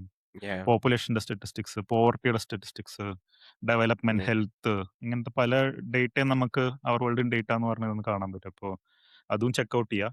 പക്ഷെ എന്തായാലും ഈ ഗ്രാഫ് വളരെ ഇൻട്രസ്റ്റിംഗ് ആണ്. ഇതിൽ നോക്കിക്കഴിഞ്ഞാൽ നിങ്ങൾക്ക് കാണാൻ പറ്റും 5 വയസ്സിൽ താഴെയുള്ള കുട്ടികളുടെ പോപ്പുലേഷന്റെ പീക്ക് എത്തിയത് 2004 ഇന്ത്യയിൽ. അതിനുശേഷം ഒരു ഉം. ഡിക്ലൈനിലേക്കാണ് പോകുന്നത് എന്നുള്ളതാണ് കാണുന്നത്. ഉം. പിന്നെ 5 മുതൽ 15 വരെയുള്ള കുട്ടികളുടെ പോപ്പുലേഷനിൽ പീക്ക് എത്തിയത് 2009 അതിനുശേഷം ഒരു ഉം. ഡിക്ലൈനിലേക്കാണ് പോകുന്നത്. 25 ഉം. വയസ്സിന് താഴെയുള്ളവരുടെ പോപ്പുലേഷൻ നോക്കുകയാണെങ്കിൽ അത് 2015 പീക്ക് എത്തി പിന്നെ താഴോട്ടേക്ക് പോകുന്ന ഒരു സിറ്റുവേഷൻ ആയിരിക്കും എന്നുള്ളതാണ്. അപ്പോ ഉം. ഇതിന്റെ ഒരു കാര്യം എന്താണെന്ന് വെച്ച് കഴിഞ്ഞാൽ നമുക്ക് ടോട്ടൽ പോപ്പുലേഷൻ എന്നാലും കുറച്ചു കാലത്തേക്ക് കൂടും. കാരണം നമ്മള് ആൾക്കാർ വയസ്സായിക്കൊണ്ട് നിൽക്കുന്നതാണ്. പക്ഷേ നമ്മള് ഹെൽത്തും ഒക്കെ കൃത്യമായിട്ട് എൻഷുർ ചെയ്യുന്നത് കൊണ്ട് ആൾക്കാർ മരിക്കുന്നതൊക്കെ കുറയുന്നുണ്ട്. അപ്പൊ over A period of time നമ്മളുടെ പോപ്പുലേഷൻ കൂടുക തന്നെ ചെയ്യും. പക്ഷെ അത് കഴിഞ്ഞാൽ നമ്മളുടെ പോപ്പുലേഷൻ ജനറലി ഡിക്ലൈൻ ചെയ്യുന്ന ഒരു സിറ്റുവേഷനും വരും. ഉം. ഇതിന്റെ വേറൊരു കാര്യം എന്താന്ന് വെച്ച് കഴിഞ്ഞാൽ യങ് പോപ്പുലേഷൻ നമ്മൾ വർക്കിംഗ് പോപ്പുലേഷൻ എന്നൊക്കെ പറയുമ്പോൾ എപ്പോഴും ഒരു 20 to 60 എന്നൊക്കെയാണ് പറയാറുള്ളത്. അപ്പോൾ ആ ഏജിലുള്ള പോപ്പുലേഷൻ ഗ്രാജുവലി കുറഞ്ഞുകൊണ്ടിരിക്കുകയാണ്. നമ്മളിപ്പോൾ ഇവിടെ നോക്കിക്കഴിഞ്ഞാൽ തന്നെ 25 താഴെയുള്ള പോപ്പുലേഷൻ ഒക്കെ ഓൾറെഡി പീക്ക് ചെയ്ത് കഴിഞ്ഞു. ഇനിയിപ്പോ നമ്മൾ ഉം. മുന്നോട്ടേക്ക് പോകുന്തോറും ഈ യുവാക്കളെ 25 വയസ്സിന് താഴെയുള്ളവരൊക്കെ കുറച്ച് കുറച്ചേ കാണാൻ സാധ്യതയുള്ളൂ. അപ്പോ അത് ഡിക്ലൈനിലേക്ക് പോവാണ്. പോപ്പുലേഷൻ കുറയാണ് അവരുടെയൊക്കെ. അപ്പോ ഇതൊക്കെ നമ്മൾ ആലോചിക്കേണ്ട ഒരു സിറ്റുവേഷൻ ആണ്. അപ്പോ ഈ പോളിസീസ് കൊണ്ടാണോ ഇതൊക്കെ ഉണ്ടായത് എന്നുള്ളത് നമുക്കറിയില്ല. പക്ഷേ എന്തായാലും നമ്മൾ ഇനി മുന്നോട്ടേക്ക് പോകുമ്പോൾ യങ്ങർ പോപ്പുലേഷൻ കുറയും. കൂടുതൽ ഏജ്ഡ് പോപ്പുലേഷൻ ആവും. അതിന് വേറെ പല പ്രശ്നങ്ങളുണ്ട്. പലരും പറയുന്നത് നമ്മൾ ഇത്രയും കാലം ഡെമോഗ്രഫിക് ഡിവിഡന്റ് എന്നൊക്കെ പറയുന്ന ഒരു വാക്ക് ഉപയോഗിക്കാറുണ്ടായിരുന്നു. ഇന്ത്യയുടെ പോപ്പുലേഷൻ ഭയങ്കര സ്ട്രോങ് ആണ്. അല്ലെങ്കിൽ അത് വർക്കിംഗ് ഏജ് പോപ്പുലേഷൻ ആണ്. അത് ഇന്ത്യയുടെ ഭയങ്കര സ്ട്രെങ്ത് ആണെന്നൊക്കെ പറയുന്ന ഒരു ഐഡിയ ആണ് ഉം. ഡെമോഗ്രഫിക് ഉം. ഡിവിഡന്റ്. ഇപ്പൊ ഉം. റീസെന്റ്ലി ഞാൻ രുക്മിണിജി എന്ന് പറഞ്ഞൊരു ഡേറ്റ അനലിസ്റ്റ് ഉണ്ട്. പുള്ളിക്കാരി ഉം. പറയുന്ന ഒരു പോഡ്കാസ്റ്റ് കേൾക്കുമായിരുന്നു. അപ്പോൾ ആള് പറയുന്നത് ഡെമോഗ്രഫിക് ഡിവിഡന്റ് ഒക്കെ ഓൾറെഡി പാസ് ചെയ്ത് കഴിഞ്ഞു. ഇന്ത്യയുടെ സ്ട്രെങ്ത് അല്ലെങ്കിൽ ഗ്രാജുവലി ഏജ് ആവുന്ന പോപ്പുലേഷൻ ആണ്. അപ്പൊ ഡെമോഗ്രഫിക് ഡിവിഡന്റ് ഫേസ് ഒക്കെ കഴിഞ്ഞു. ഇനി നമ്മൾ കുറച്ചും കൂടി ഏജിങ് പോപ്പുലേഷനാണ് ശ്രദ്ധിക്കേണ്ടത് എന്നൊക്കെയുള്ള കാര്യം പുള്ളിക്കാരി പറയുന്നുണ്ടായിരുന്നു. അപ്പോ Yeah. ഈ സ്റ്റാറ്റിസ്റ്റിക്സും നമ്മളൊന്ന് ആലോചിക്കേണ്ട ഒരു കാര്യമായിട്ട് എനിക്ക് തോന്നുന്നുണ്ട്. എനിക്ക് തോന്നുന്നു അനന്തേടാ NFHS എന്നൊരു സർവേ ഉണ്ടല്ലോ, നാഷണൽ ഫാമിലി ഹെൽത്ത് സർവേ. അപ്പൊ അതിനകത്തു നിന്നാണ് നമ്മുടെ ഈ കുറെ ഈ ഫെർട്ടിലിറ്റി റേറ്റ് ഡേറ്റയൊക്കെ വരുന്നത്. അപ്പം അതെനിക്കിത് റിലയബിൾ ആണെന്ന് തോന്നുന്നു. നമ്മളിപ്പോൾ പറയുന്ന NFHS ഡേറ്റ, പോപ്പുലേഷന്റെ ഡേറ്റ എനിക്കറിയില്ല, സെൻസസ് തന്നെ വരണം. പക്ഷേ ഈ അതിനകത്ത് എനിക്ക് ഉറപ്പില്ല, NFH ലാന്ന് തോന്നുന്നു. അപ്പം അതിനകത്ത് കേരളത്തിന്റെ ആം, ഇത് എന്താ ഫെർട്ടിലിറ്റി റേറ്റ്, അതായത് ഒരു കുടുംബത്തിൽ ഒരു സ്ത്രീക്ക് ഉണ്ടാവുന്ന നമ്പർ ഓഫ് ചിൽഡ്രൻ 1.5 ആണ് ഇപ്പോൾ, റൈറ്റ്? റീപ്ലേസ്മെന്റ് റേറ്റ് ആണെന്ന് പറഞ്ഞാൽ 2.1 ആണ്, 1.5 ആണ്, റൈറ്റ്? അപ്പം വളരെ കുറവാണ്, റൈറ്റ്? അപ്പം ഇതിനൊരു കമ്പയർ ചെയ്യുന്ന ഒരു കൺട്രി ആയിട്ട്, നമ്മൾ ഗ്ലോബൽ കൺട്രി ആയിട്ട് കമ്പയർ ചെയ്യുന്നത് ഐസ്ലൻഡിനോട് സിമിലർ ആണ്, യൂറോപ്യൻ കൺട്രി, റൈറ്റ്? തമിഴ്നാടിന്റെ ടോട്ടൽ ഫെർട്ടിലിറ്റി റേറ്റ് 1.3 ആണ്, റൈറ്റ്? അത് ജപ്പാനുമായിട്ട് കമ്പയറബിൾ ആണ്, റൈറ്റ്? അപ്പൊ ജപ്പാനിൽ നമ്മളെപ്പോഴും ഇപ്പൊ ആരെങ്കിലും ഷോസോ എന്തെങ്കിലും കാണുന്നവർക്ക് അറിയാം, ജപ്പാനിൽ ഓൾഡർ പോപ്പുലേഷൻ ഭയങ്കരമായിട്ട് കൂടുക എന്ന ബുദ്ധിമുട്ടുകളെ പറ്റിയൊക്കെ പറയാറുണ്ട്, റൈറ്റ്? അതിപ്പം ഇന്ത്യയുടെ ടോട്ടൽ എടുക്കുകയാണെങ്കിൽ റീസെന്റ് ഡേറ്റ 1.9 ആണ്, 2023 ഡേറ്റ എന്നത് 1.9 ആണ്. അതും ഫെർട്ടിലിറ്റി റേറ്റിനെക്കാട്ടും കുറവാണ്, റൈറ്റ്? അപ്പം ഐ മീൻ സോറി, ഇതിനെക്കാട്ടും റീപ്ലേസ്മെന്റ് റേറ്റിനെക്കാട്ടും കുറവാണ്. 2.1 ആണ് നമുക്ക് ഐഡിയലി റീപ്ലേസ്മെന്റ് പോപ്പുലേഷൻ റീപ്ലേസ് ചെയ്യണമെങ്കിൽ വേണ്ടത്, റൈറ്റ്? അതേപോലത്തെ ഇൻട്രസ്റ്റിംഗ്ലി വേറെ സ്റ്റാറ്റിസ്റ്റിക്സ് എന്ന് പറഞ്ഞു കഴിഞ്ഞാൽ, പൊതുവെ ഇപ്പോഴത്തെ എന്താ പറയുക, BJP ഗവൺമെന്റ് ഒക്കെ പൊതുവെ പറയുന്ന കാര്യം, മുസ്ലിങ്ങളാണ് പെറ്റ് പെരുകുകയാണ്, അല്ലെങ്കിൽ കുറെ പിള്ളേരെ ഉണ്ടാക്കുകയാണ്, അതുകൊണ്ട് ഒരു മുസ്ലിം ഇത് പ്രശ്നമാണെന്നൊക്കെ പറഞ്ഞാൽ കുറെ കമ്മ്യൂണൽ ഇഷ്യൂസ് ഉണ്ടാക്കാറുണ്ട്. പക്ഷെ ഇതും ആക്ച്വലി പൊട്ടത്തരമാണ്, റൈറ്റ്? കാരണം നമ്മൾ ഡേറ്റ എടുത്ത് നോക്കുകയാണെങ്കിൽ, ഇപ്പം മുസ്ലിം ഫാമിലീസിന്റെ ഫെർട്ടിലിറ്റി റേറ്റ് ആയിരിക്കും കൂടുതൽ. അപ്പോൾ ഒരു ഒരു ഒരു മുസ്ലിം സ്ത്രീക്കുള്ള നമ്പർ ഓഫ് ചിൽഡ്രൻ ആയിരിക്കും കൂടുതൽ കമ്പയർ ടു എ ഹിന്ദു സ്ത്രീ, റൈറ്റ്? ഇന്ത്യയിൽ എടുക്കുകയാണെങ്കിൽ. പക്ഷേ മുസ്ലിം കമ്മ്യൂണിറ്റിന്റെ ഇടയ്ക്കുള്ള ഫെർട്ടിലിറ്റി റേറ്റിന്റെ ഡിപ്പാണ് ഹയർ ഡിപ്പ്, റൈറ്റ്? അതായത് അവരുടെ 3 ആയിരുന്നു നേരത്തെയെങ്കിൽ അത് 2 ഇപ്പം വന്ന് പെട്ടെന്ന് ആ 3ന്ന് 2 വന്ന നമ്പർ ഓഫ് ഇയേഴ്സ് ഭയങ്കര കുറവാണ് കമ്പയർഡ് ടു ഹിന്ദു, റൈറ്റ്? അപ്പൊ ആ ഒരു റേറ്റ് ഓഫ് ഡിക്ലൈൻ ഭയങ്കര ഹൈ ആണ് മുസ്ലിം കമ്മ്യൂണിറ്റിന്റെ ഇടയ്ക്ക് കമ്പയർഡ് ടു ഹിന്ദു കമ്മ്യൂണിറ്റി.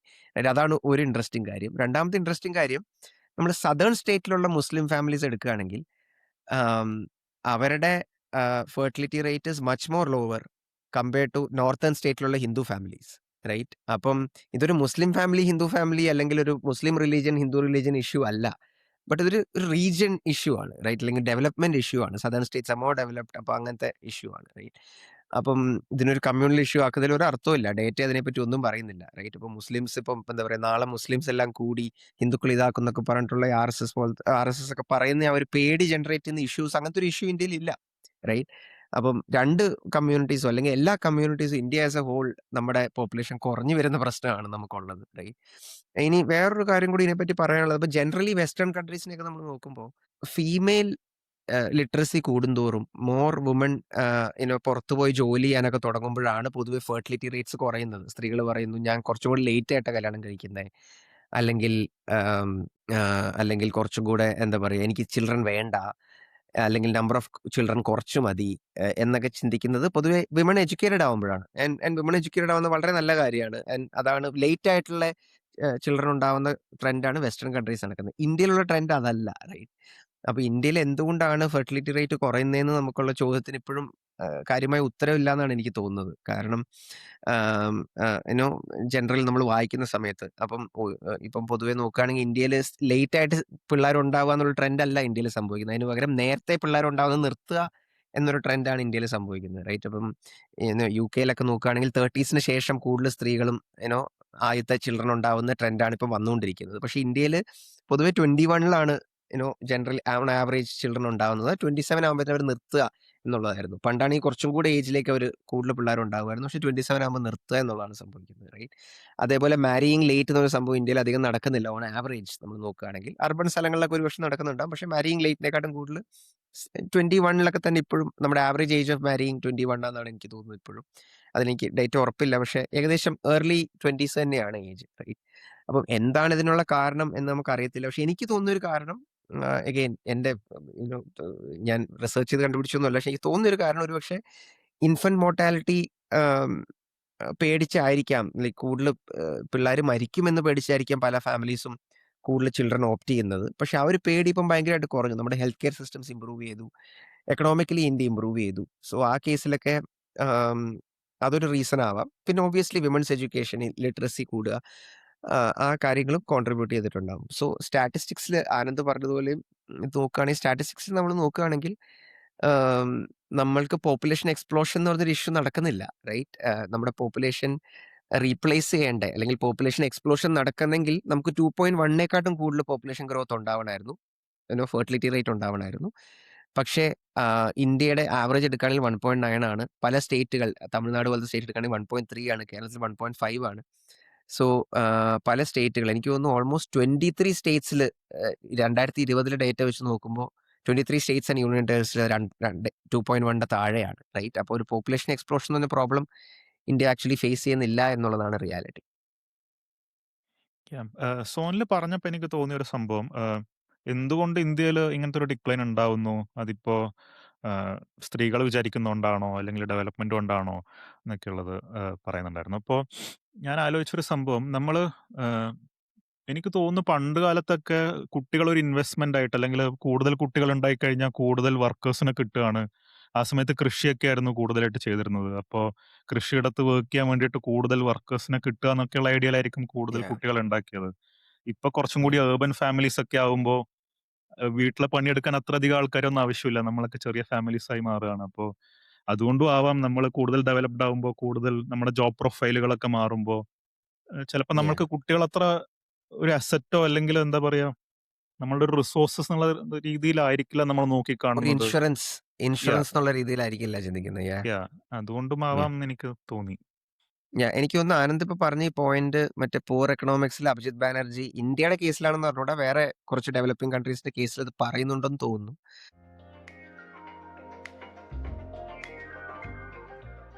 അപ്പോൾ നമ്മൾ ഇപ്പോൾ പോപ്പുലേഷൻ സ്റ്റാറ്റിസ്റ്റിക്സിനെ പറ്റി പറഞ്ഞു, നമ്മൾ ഇന്ത്യ ഫോളോ ദ പോളിസീസിനെ പറ്റി പറഞ്ഞു. ഇനി ഈ ഡിക്ലൈനിങ് പോപ്പുലേഷൻ കൊണ്ടുള്ള ഫ്യൂച്ചറിൽ എന്തൊക്കെയാവും സിറ്റുവേഷൻ എന്നൊക്കെ ഉള്ളത് നമുക്കൊന്ന് നോക്കാമെന്ന് വിചാരിച്ചു.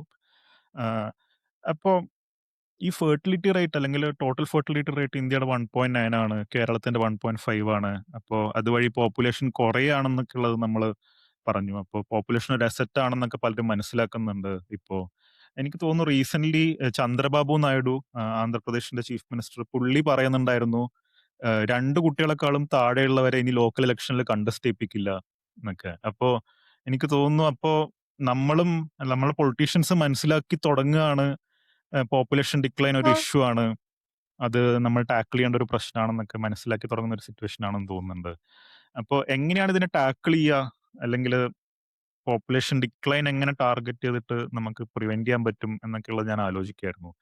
ആഹ് ഈ പോപ്പുലേഷൻ ഗ്രോത്ത് കൂട്ടാൻ വേണ്ടിയിട്ട് പല രാജ്യങ്ങളും പല പോളിസീസും ഒക്കെ കൊണ്ടുവരുന്നുണ്ട്. ഇപ്പൊ ഫ്രാൻസ് കൊണ്ടുവന്നിട്ടുണ്ട്. അവര് പാരന്റ്സിനൊക്കെ കുറെ അധികം ബെനിഫിറ്റ്സ് കൊടുക്കുക, സബ്സിഡീസ് കൊടുക്കുക. ജപ്പാനും അതേപോലെ ചെയ്യുന്നുണ്ട്. എനിക്ക് തോന്നുന്നു റഷ്യയൊക്കെ മദർ ഹീറോയിൻ എന്ന് പറഞ്ഞിട്ടുള്ള ഒരു സംഭവം കൊണ്ടുവന്നിട്ടുണ്ടായിരുന്നു. അത് USSR ഉള്ളപ്പോഴാണ്. അത് പുടിൻ ഒന്നും കൂടി റീഇൻസ്റ്റേറ്റ് ചെയ്യുന്നൊക്കെ പറയുന്നുണ്ട്. അതായത് 10 കുട്ടികളെക്കാളും കൂടുതൽ ഉണ്ടായി കഴിഞ്ഞാൽ ക്രാഷ് പ്രൈസ് കൊടുക്കും. ആഹ് പൈസ ട്രാൻസ്ഫർ ചെയ്ത് കൊടുക്കും എന്നൊക്കെ കേട്ടിട്ടുണ്ട്.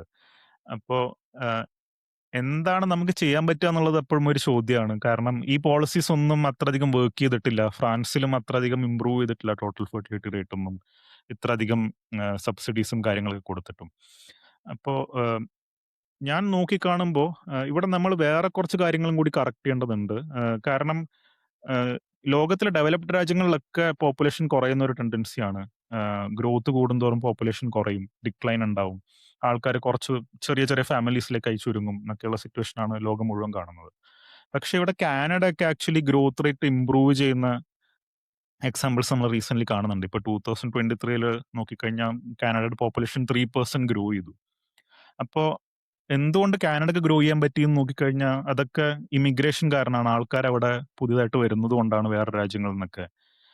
ഇന്ത്യയുടെ സ്റ്റേറ്റ്സിൽ ഉള്ളിലെടുത്തു കഴിഞ്ഞാൽ തന്നെ ഇപ്പൊ കേരളത്തിന്റെ ടോട്ടൽ ഫെർട്ടിലിറ്റി റേറ്റ് 1.5 ആണെന്ന് നമ്മൾ പറഞ്ഞു. അപ്പൊ കേരളത്തിനൊക്കെ ചിലപ്പോൾ ഇനി ഭാവിയിൽ ചെയ്യാൻ പറ്റുന്നത് കൂടുതൽ ആൾക്കാരെ ഉള്ളിലേക്ക് എടുക്കുക എന്നുള്ളതാണോ, മൈഗ്രേഷൻ പ്രൊമോട്ട് ചെയ്യുക എന്നുള്ളതാണോ? എന്താണ് സോണലിന്റെ ഒപ്പീനിയൻ ഇതില്? എനിക്ക് ആ വിഷയത്തിനകത്ത് തോന്നുന്ന കാര്യം എന്ന് പറഞ്ഞു കഴിഞ്ഞാൽ, ഇപ്പൊ കേരളത്തില് ഞാനിപ്പം നമ്മുടെ മലയാളികളുടെ ഒരു തമാശ എന്ന് പറഞ്ഞു കഴിഞ്ഞാൽ നമുക്ക് തെങ്ങ് കയറാൻ പറ്റത്തില്ല. പക്ഷേ ആഹ്, അന്യസംസ്ഥാന തൊഴിലാളികൾ കേരളത്തിൽ വരുന്ന സമയത്ത് അവരെ വരരുതെന്നാണ് നമ്മുടെ ആഗ്രഹം. റൈറ്റ്? പക്ഷേ നമ്മളാണ് ഏറ്റവും കൂടുതൽ പുറത്തു പോകുന്ന മലയാളി ആൾക്കാര്. റൈറ്റ്? ദുബായിലൊക്കെ നമ്മളെ എല്ലാവരും സ്നേഹിക്കണം. ഷെയ്ഖ് നമ്മളെ സ്നേഹത്തോടെ നമ്മളോട് പെരുമാറണം. പക്ഷേ ഇവിടെ വരുന്ന ആൾക്കാരെ നമ്മള് എന്താ പറയാ, ബംഗാളികളൊന്നും ശരിയല്ല, അല്ലെങ്കിൽ അവര് മുഴുവൻ ഡ്രഗ്സാണ് എന്നൊക്കെ പറഞ്ഞ് നമ്മളവരെ ഇതാക്കാണ്. റൈറ്റ്? മലയാളികള് നമ്മളവിടെ കഷ്ടപ്പെട്ട് ഏഹ്, പോയി പണിയെടുക്കുന്ന പോലെ അവരും വന്ന് കഷ്ടപ്പെട്ട് പണിയെടുക്കാണ്. എല്ലാവരും നല്ലതാവണമെന്നില്ല.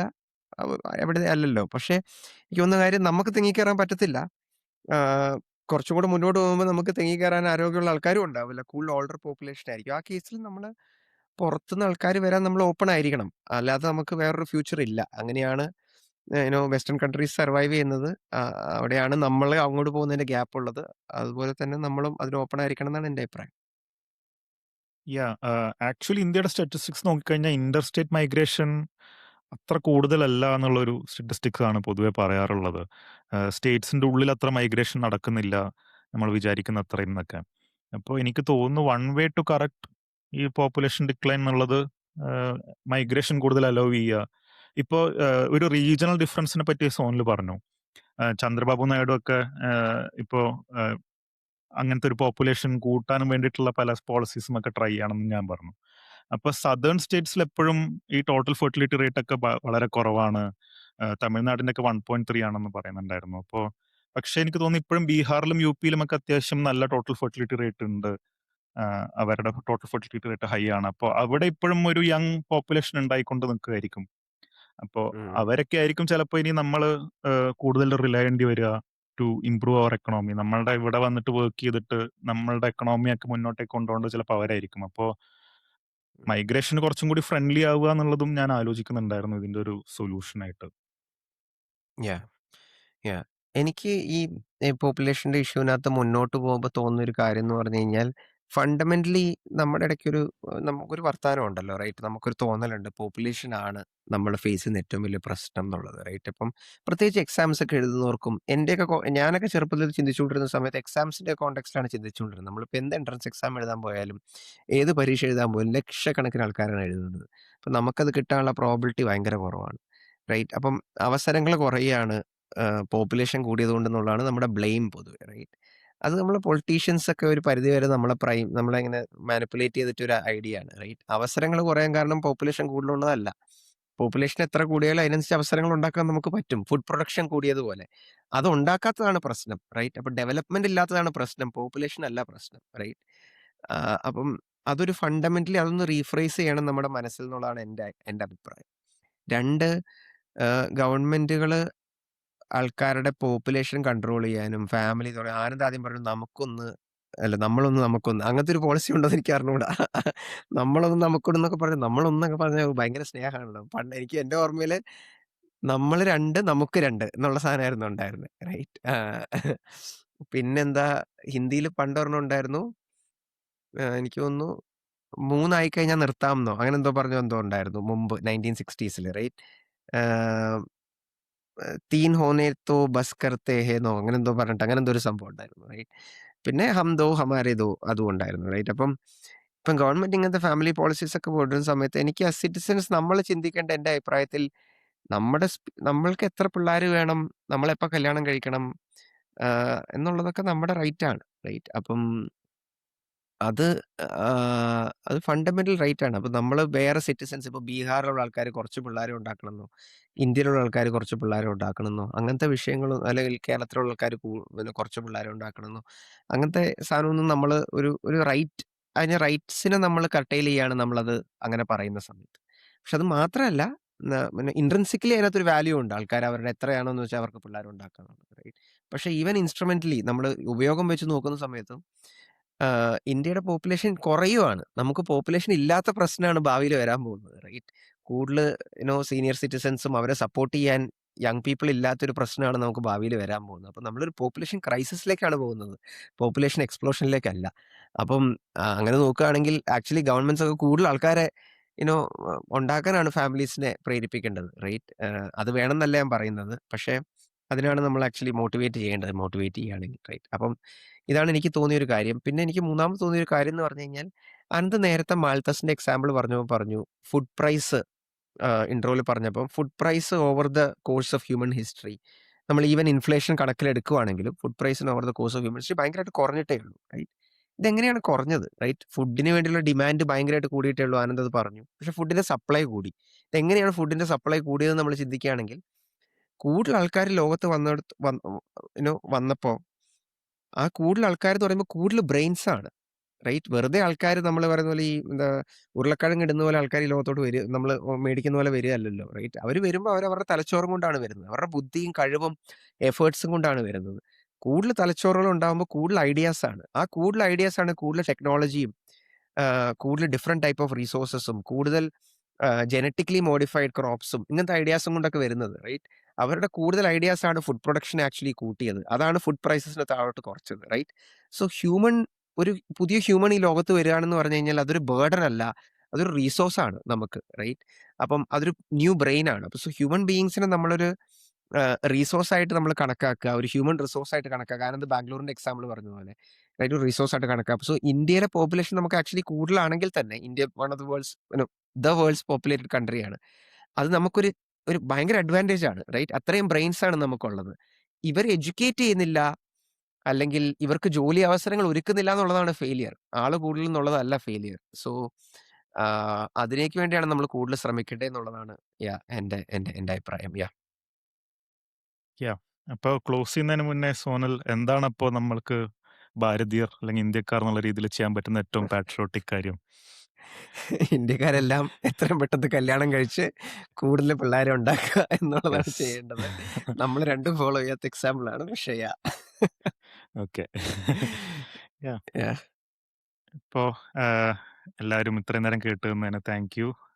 നമ്മളപ്പോ അടുത്ത എപ്പിസോഡായിട്ട് അടുത്ത ആഴ്ച വരാം. ഓക്കെ.